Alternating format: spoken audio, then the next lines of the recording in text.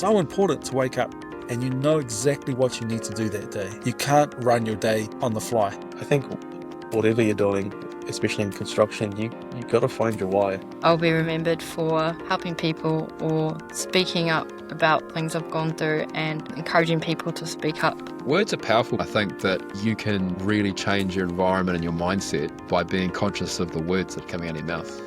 Welcome, you're listening to Constructing Mindsets. I'm your host, Vincent Saunders. This is the podcast that shines a good light on the construction industry. Whether you're on the tools, in the office, or supporting others behind the scenes, we are hearing from the people who are making this a better place to work and how they are doing it. Please consider subscribing or sharing this story. Thanks for joining us on this one. Let's get into the episode. We're just talking to Marta Coll, lead planner, working in London. Welcome to my podcast. Thank you, Vince. Great to have you on. So thanks so much for coming on. So essentially, I guess the podcast is just to talk about great people in construction and how their positive energy and positive light shines through everywhere in what they do.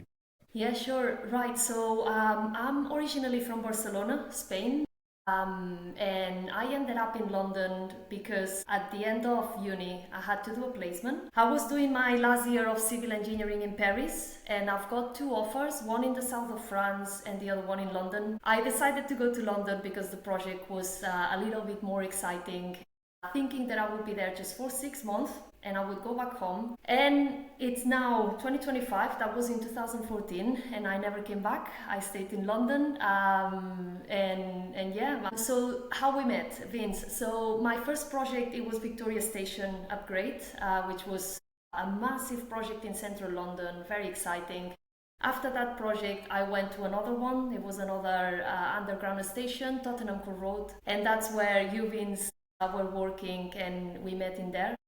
You were a package manager, right, of one of the packages. And yeah, I think that probably we started talking about maybe cycling, then a bit of running. And you know that when you find a connection like that, it makes things very easy. And then apart from working together, we started going out on the bikes with a group of people, made the relationship even stronger. So yeah, that's a bit of a... How did you go from that job at Tottenham Court Road to now you're head of planning for the company that you're currently at? Yeah, so I'm actually the lead planner for the UK and Ireland. Recently, I'm looking after Austria because we have a very important big project in Austria. But yeah, the transition from project planner to lead planner, how that went. So the company that I was working for when we were doing Tottenham Court Road, it was a main contractor, very big company. And you know, in these big projects, normally you end up doing a specific, very mechanic tasks because it's so big that everything has to be spread between people. Then I got an offer from a smaller company, and I was a bit scared to make that move because I thought, is that the right thing to go actually to a smaller company? The projects are going to be smaller, maybe they are not as exciting. And now looking back, I'm realizing that it was the best decision ever, because going to a smaller company, you end up doing everything. And the amount of things that you learn, I think that my learning curve went like this because it's very hands-on. You're given a set of drawings, and they say, we need a program by the end of this week. You're not given that information, and then you need to talk to everyone, get it sorted. And I think that the amount of experience that I got in a short amount of time, it helped me to get to that point of, well, I joined the company as a senior planner, and then I developed into managing people and being the lead planner for the UK and Ireland. I have to admit that it was very, very helpful as well to have a manager that I admire and that has been very helpful. So yeah, that was how it went. And when I was talking about my manager, I'll tell you something that is interesting, just to show how much sometimes we don't believe as much in ourselves as others do, because you know that every year we do the performance review, and you have a chat with your manager about and how the objectives are going and new objectives. I was having these meetings with my manager, and he was always asking me, what do you want to do in the future? What are your next steps? What can we do to bring your career to the next level? And I was like, I don't know, I'm happy. I'm very happy with what I'm doing. I just want to continue doing what I'm doing. And I think that he was taking that answer But at some point, he said, right, I think that you would be really good at managing people. And I was shocked about it. I was like, really? Well, I've never done it. I'm not sure that I'm going to be able to do it. And it's funny because without that person believing in me, I think that I would have got there probably, but it would have taken longer. And yeah, that just shows that sometimes we all need to believe in ourselves a little bit more and push our boundaries. So yeah, that's how I ended up managing a team. And now, to be honest, I'm very, very happy. What were some of the learnings? You talked about a steep learning curve. What were some of those learnings that you had in your new sort of larger role? Right. I think that one of the things that I struggled the most, it was about feedback. When the feedback wasn't positive, I think that that's something that it took me a while to learn how to give feedback in a way that it wasn't received badly, how I could communicate things that needed to improve. I think that the difficult conversations is something that it took me a while. I had to give it a lot of thinking, I had to prepare, and I think that the more you do it and the more you understand that you have good reasons, I think that it gets easier. So that's one of the things. And then, as you said, when you're working a little bit more isolated, you just think about your own work and not about others. And now I would say that I prioritize everyone else to make sure that they are okay, that their workload is reasonable, that everybody's happy.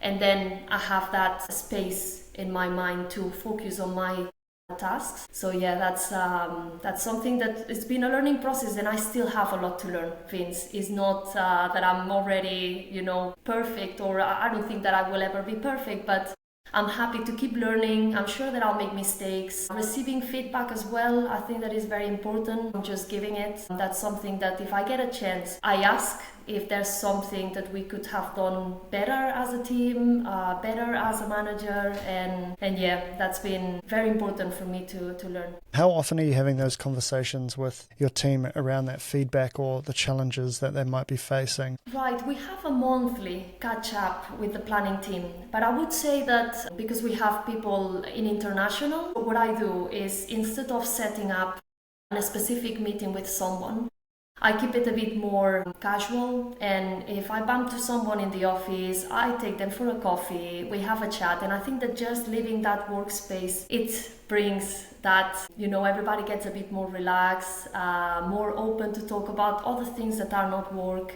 And yeah, I think that I built that more of a friendship and a space for people to feel comfortable to talk about anything. If they're happy, great. If they're not happy as well, I'll be always open to hear what's going on and help if I can. Great. And maybe just, are you able to take me maybe back a little bit and just sort of say, when you first got into construction, what was it what you expected when you first got into it? Good question. Now I need to remember when I was about 22 years old, I joined my first project. And to be honest, no, I guess that when you see the amount of steps that you need before something gets constructed, I think that blew my mind. Because if you are not working in construction, you just see a building, for example, that every week is getting a bit more finished until it's done.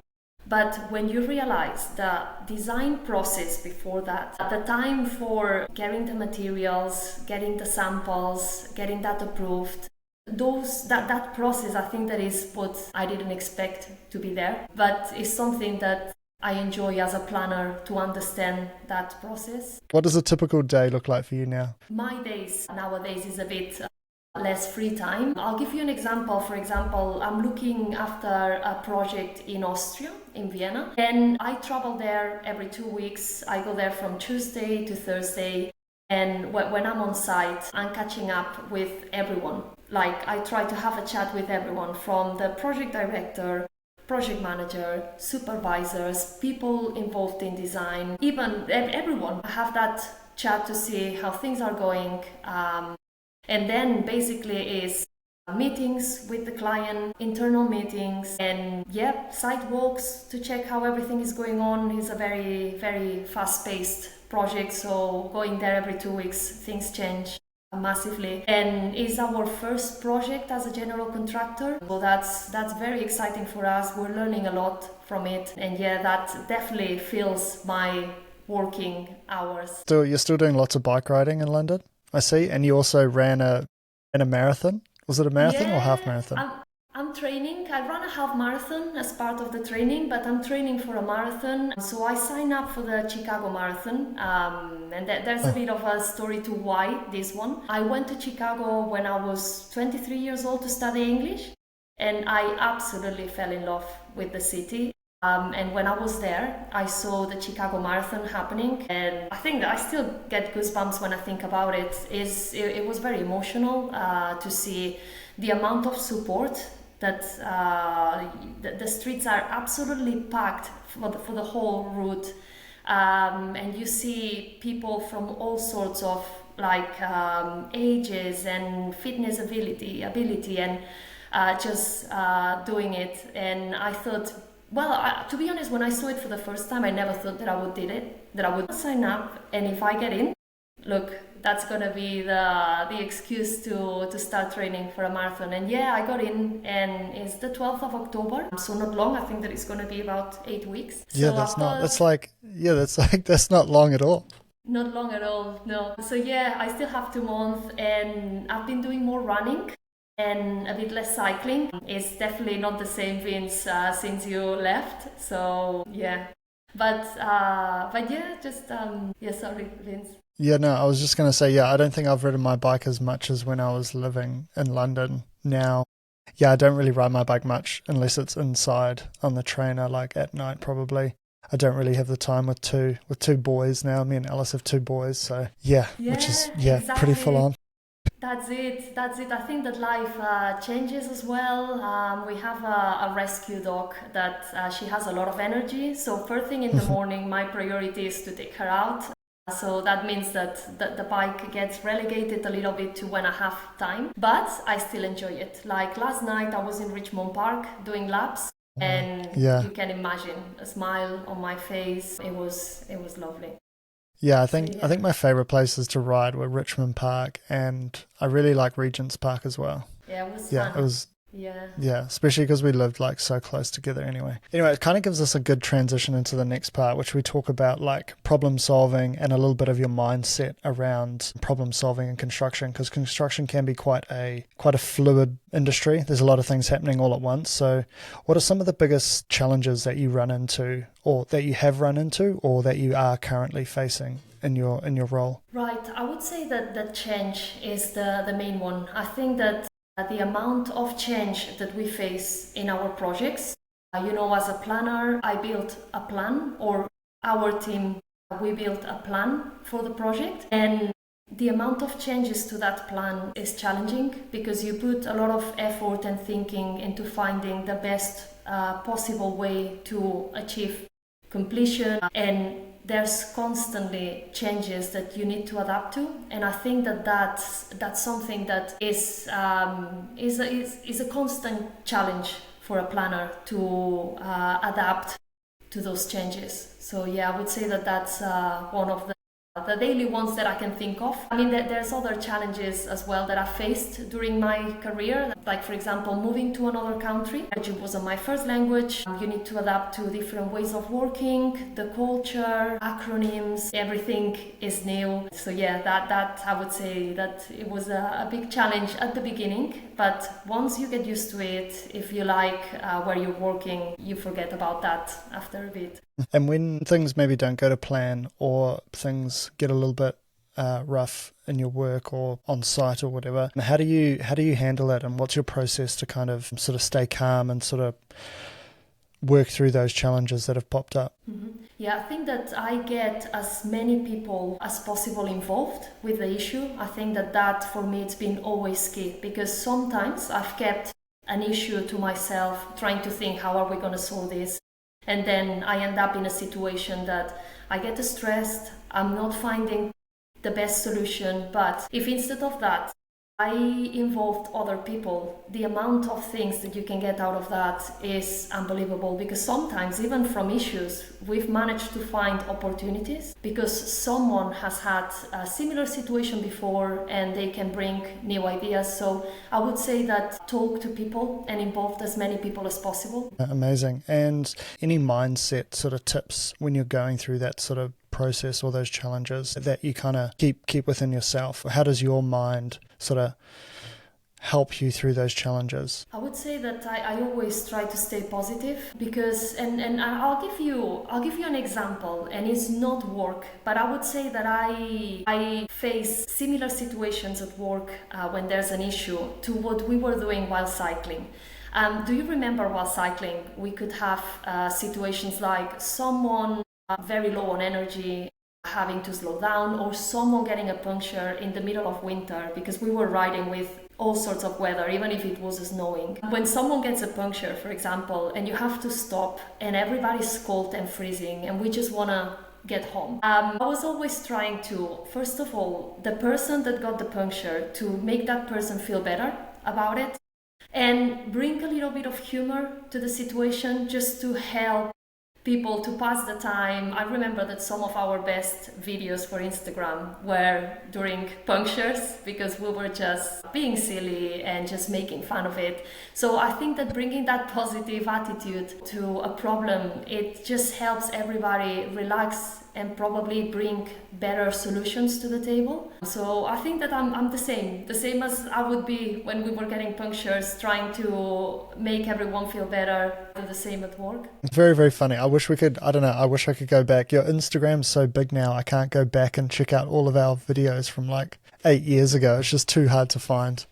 It's so fun though. So yeah, you talked a little bit about building, sort of connecting with people to solve problems. How do you find building those strong relationships in your office or in your workplace? Like, what's a key takeaway of you? I think that, and this is probably something that comes naturally to me, I really care about people, and it's not something that I am forcing myself to care about people. I just naturally care about them, which sometimes is not as positive, because you can be affected by other people not being. The fact that I genuinely care and that I'm honest with people, and I'm not trying to sell anything, I don't have hidden motives. I'm open and just natural to people. I think that helps to build those strong relationships, because other people can see that I'm not trying to be friendly to someone because I need something from them. Just friendly because it's the way I am, and I think that has helped. And obviously it sounds very positive and nice, but being like that, it opens up as well to, sometimes if someone is not as nice to you, you can get hurt more easily, but it's the way I am. And I think that it just builds those relationships without having to do anything. Do you find that it's sometimes easier to work with people after you've built those good relationships? 100%. Yeah, absolutely. Yeah, I can see that, for example, the project that we're building now in Vienna, the team is very similar to the one that we built an earlier phase, or is a building that is next to it, because it's the same team in our company and from the client. It helps massively, because everybody has already that trust built, and it just helps in every single way. So 100%, yeah. Do you have any key tips for how you go about communicating well, or when you're especially tense or in stressful situations? How do you kind of get your point across?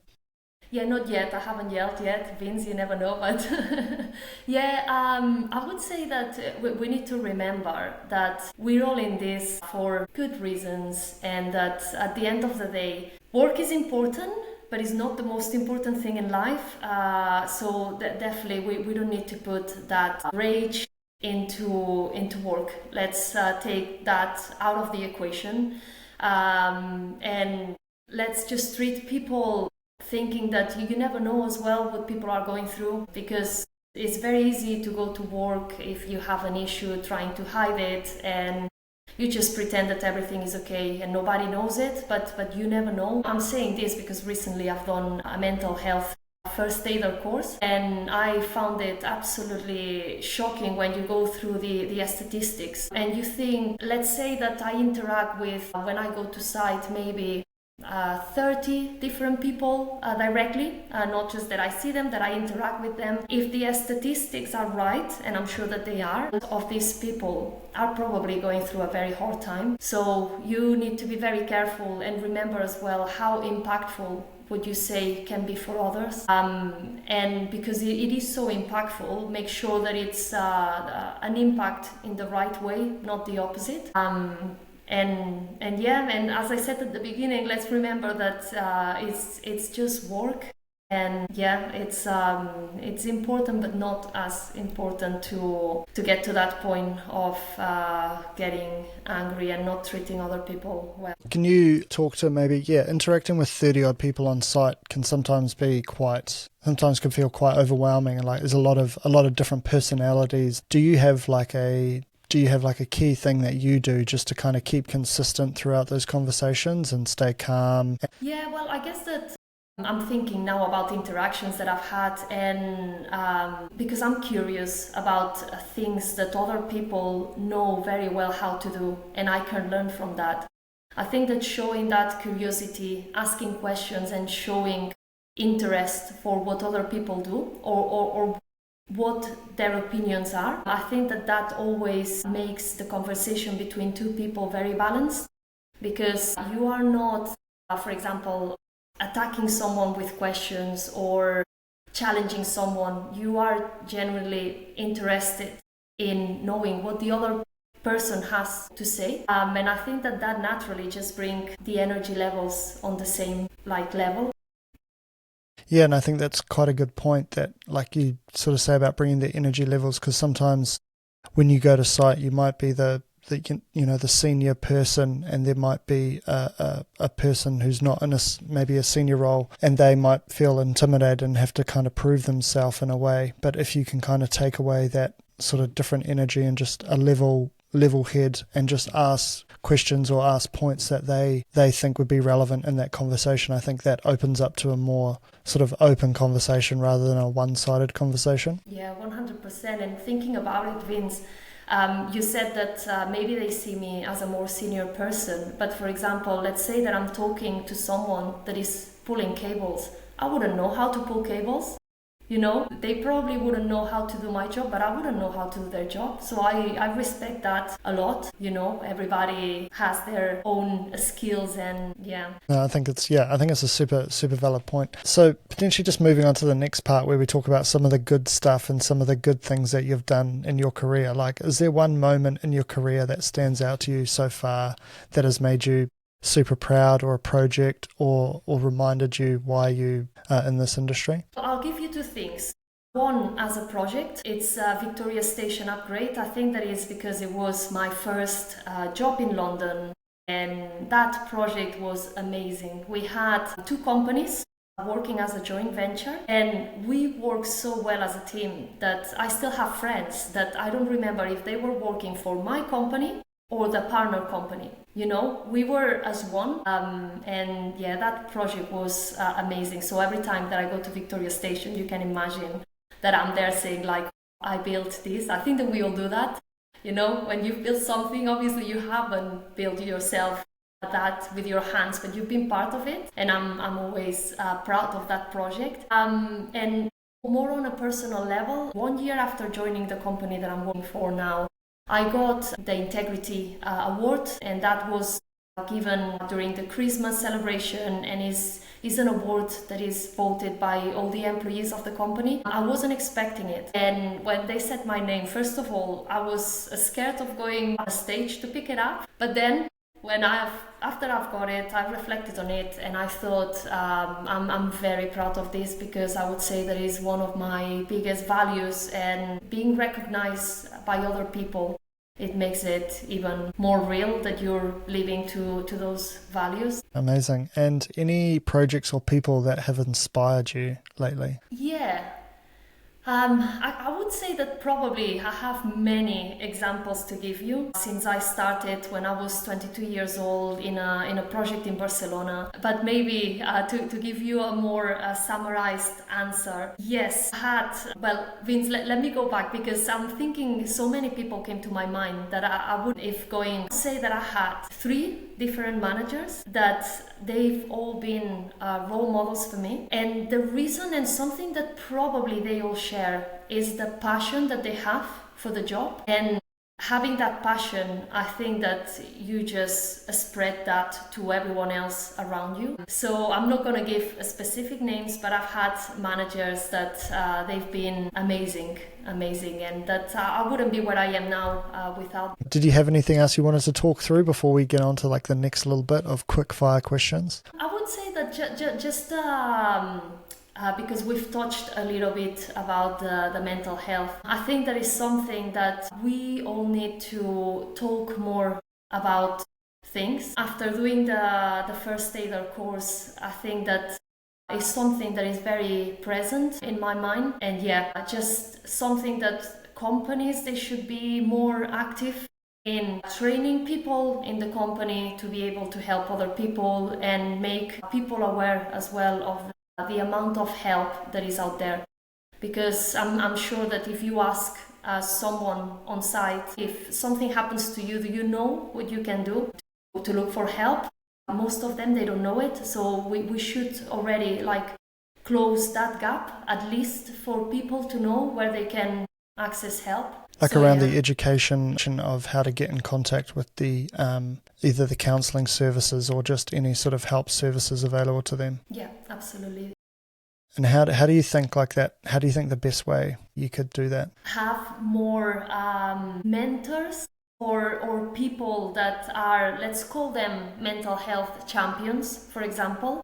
And we need all sorts of people from different seniority in the company to be able to reach as many people as possible. With these champions, I think that having those one-to-one conversations and people that they already trust them, that would help massively. Instead of just hanging posters, that's helpful as well to have visibility of what they can use. But sometimes having that person that people trust and they see them often, and that person to give them those tools and talk openly about it. Yeah, there's a company in New Zealand that kind of does mental health ambassadors called Live Well, Build Well, and I actually spoke to the guy who looks after their program, and they go around and have different ambassadors for different companies, and they have people in those companies as the mental health ambassador for that company.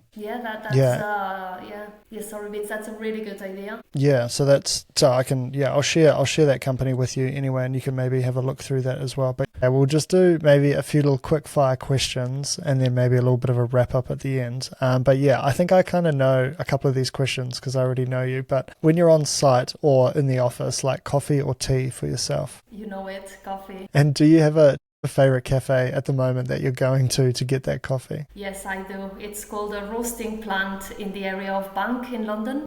Nice. And the biggest mindset tip for new people starting out in construction? Be open to talk to people because you will be surprised. Don't be shy about asking questions, because we think that asking questions, it looks like we don't know what we're doing, but it's the contrary. It just helps other people to be more helpful and to open up to you, and you build those strong relationships. So talk to people. Great. And one word to describe a great crew or great team that you've worked with? Passionate. A favourite way to unwind after a tough day? Cycling or running with my doggy. What's one thing you wish more people understood about construction? That there's a lot of different roles that people, they don't even know in the industry. One of the reasons why I started this podcast is to try and talk to as many people as possible in the industry, because some of the podcasts that I hear are just either just architects talking to architects or builders talking to builders, but I wanted to try and talk to as many different people in the industry and get their views and opinions on sort of what's going on out there. Okay, all right, looking ahead, Marta. So looking ahead to the future for you, what do you hope for the future of construction? I hope that The new technologies are going to help make construction a safer place. You know that it's an industry that accidents can be awful. So if we could use those new technologies to make it even safer, that would be amazing. And just touching quickly into the mental health, if we can get people to feel more ease at work, to talk about things and not just struggle hiding things, to be just find it a safe space for them, that would be a massive win for the industry. What would make this industry a better place to work? I think that we need more different people. And what you said, Vince, that you're doing with this podcast, to reach more people to understand that the construction industry has a space for everyone. There's all sorts of jobs. If you like a job that you don't want to be in front of your laptop 9 to 5, you can find it in construction. If you're interested in actually being in front of your laptop 9 to 5, you have a job in construction. Basically, I think that there's a space for everyone, and it would be nice to see that in the future. Yeah, and I find bringing in different people from other industries, it opens the ideas and opens perspective on how to do things in construction. Sometimes you're sort of stuck in one way to do things in construction, whereas if you ask somebody who hasn't been in the industry a long time what they think or what their opinion is on something, they might come up with a completely different answer and a better solution to what you're already doing in the industry. Yeah, agreed. Where can people find or connect with you if they wanted to get in touch with you? I would say that from a professional perspective, LinkedIn is probably the best one. And if someone here is interested in cycling and running, then my Instagram. And any final words or encouragement to the listeners out there wanting to pursue a career in construction? There's a lot to get out of from construction. It's a very rewarding industry. And look at this, like I'm having a chat with you after 8 years that you left the UK. We built such a strong relationship and friendship. That's priceless to me, Vince. I'm very happy, by the way, to see you after such a long time. And yeah, just to show people that look what you can get out of it as well is a rewarding job where you're going to interact with a lot of people. Yeah, it is like, thinking about this podcast, you were like top 5 people that I wanted to talk to, and like, I haven't seen you in 8 years, but you're just the sort of person that just put a massive smile on my face, and just working with you every day is just like the funnest thing, and just the most sort of, you're the brightest thing in the day sometimes in those dark winter days living in London. Like, it was such a pleasure working with you, and I'm so happy to hear that you're doing great things over there in the UK. Thank you, Vince. I'm still hoping that you're going to relocate with Alice and the kids to the UK. Well, I don't know. Maybe if the podcast takes off, I can take it international, and we can come over to the UK. But I need a few more listeners for that to happen. I think one day we do want to come back to the UK, and we'd love for you to meet our two little boys. Yeah, that would be great. That's it for today's episode of Constructing Mindsets. Remember, every conversation is a chance to shift the culture of construction. Subscriptions and reviews are always appreciated. Until next time, let's keep building the kind of industry we all want to be a part of.